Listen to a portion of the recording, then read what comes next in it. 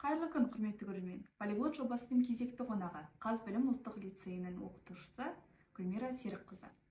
Қош келдіңіз. Алғаш қояр сұрағым, қай тілдерді жетік меңгергенсіз?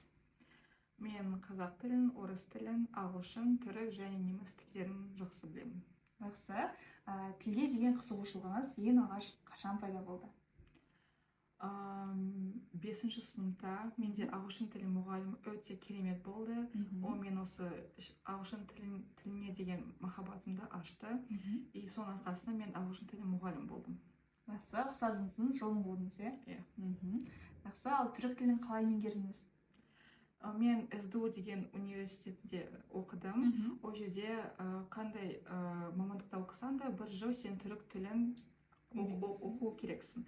И солай мен бір жыл қалмасам да түрік тілін оқыдым. Бірақ маған өте қатты ұнады, себебі түрік тілі қазақ тіліне ұқсайды. Маған кішкене, яғни оны меңгеруге оңайырақ болды. Меңгеру үнемі қайталауды талап ететін күрделі процестің бірі деп айтсақ болады.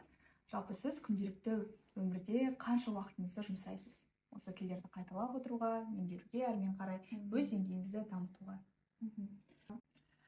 Жалпы мен өзіме ағылшын тілі өте жақын болғандықтан мен күніне одан уақыттың көбісін сол тілге бөлемін. Мен яғни кітап оқимын және фильмдерді ағылшын, яғни оригиналда көремін.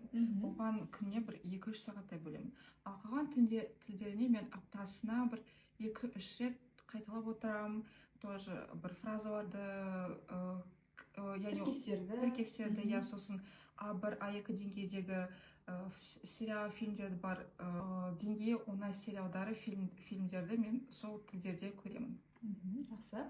Тіл меңгерудегі жастарға өз кеңесіңізбен бөліссеңіз, қандай әдістеріңіз бар? Мен универдегі бір меңгерген нәрсем, ол яғни қандай тіл үйренсе де, ол тілдің ең біріншісі, яғни бірінші заңы ол to produce language, яғни сен тілді шығару керексің. Ол яғни сен не сөйлеу керексің, не жазу керексің.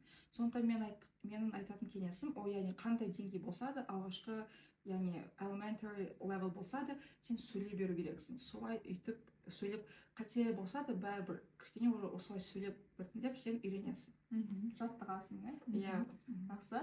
Осы үнемі қайталап сөйлеп отыру үшін орта қажет қой. Тіл меңгеруде ортаның маңызы зор деп айтамыз. Сіздің осы тілді дамытып отыру үшін шетелдік достарыңыз бар ма? Немесе бірге үйреніп жүрген достарыңыз?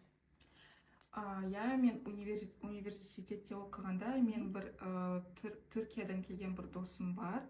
И біз екеуміз түрік тілінде күнде сөйлесіп жүрдік. И сол досымның арқасында мен түрік тілін жетік білемін деп ойлаймын. Жақсы, Гүлмира ханым, полиглот болып сұхбат беріп көрдіңіз бе? Шынымды айтсам жоқ, бұл мен алғашқы ретім және өте қызықты, мен өте қуаныштымын. Полиглот деген сіз үшін кім? Анықтама беріп кетсеңіз. Мен ойымша полиглот ол тек қана тілдерді ғана емес, сол жаттаған елдің тілін, культурасын, мәдениетін білген адам. Мысалға тілді білсең деп, сол сен мысалы Қытай тілін білсең, Қытайға барсаң, сен ол жерде қытайша сөйлесең, жақсы адамдар сені түсінеді. Бірақ ол жерде тек қана тіл емес, ол жерде Қытай, яғни мәдениет, олардың мысалы Қазақстаннан әртүрлі айырмашылықтары бар. Сондықтан сен тек қана тілдің өзін ғана емес, ол жердегі елдің қандай бір айырмашылықтары, өмір сүру салттары, олар әртүрлі болғандықтан, ол жаңағы тек қана тілді емес, сол ел туралы көп ақпарат білу қажет. Жақсы, болашақта қай тілдерді меңгергіңіз келеді?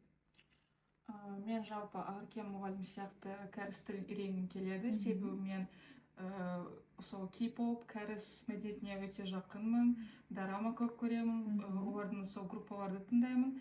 Және де сол культураға жақынырақ болғым келеді. Жақсы. Болашақ полиглоттарға тіл үйренуге ниеттеніп жүрген кісілерге қандай кеңес бересіз? Өзіңіз білетін тілдерде жеткізсеңіз. Құрметті көрермен, егер сіз көп тілді білсеңіз, бүкіл әлем сізге жол ашады.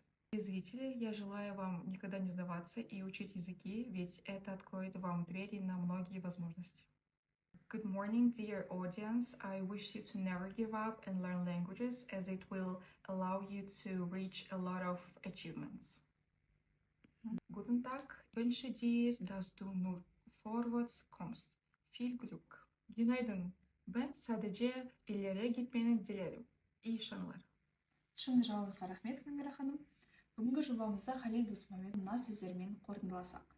Ана тілін біліп тұрып, бөтенше сөйлесең, бұл сүйініш. Ана тілін білмей тұрып, бөтенше сөйлесең, бұл күйініш. Қош сау болыңыз көрермен.